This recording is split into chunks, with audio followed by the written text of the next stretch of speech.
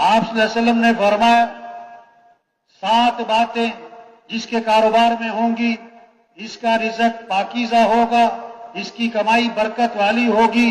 جو بات کریں تو سچ بولے، بات کرے تو ایک صحابی نے عرض کیا حضور مسلمان بخیل ہو سکتا ہے؟ فرمایا ہو سکتا ہے. حضور مسلمان بزدل ہو سکتا ہے؟ فرمایا ہو سکتا ہے. حضور مسلمان جھوٹ بول سکتا ہے؟ فرمایا نہیں نہیں نہیں، ایمان والا جھوٹ نہیں بولا کرتا. جب ایمان بنے گا جھوٹ نہیں بولے گا.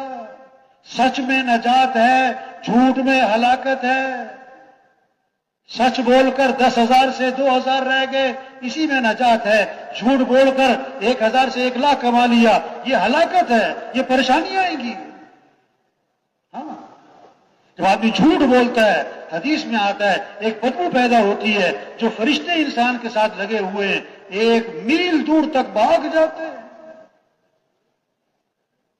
تو برکت والی کمائی، جو بات کریں تو سچ بولیں، وعدہ کریں تو پورا کریں، وعدہ کریں تو پورا کریں، امانت رکھی جائے تو ادا کریں.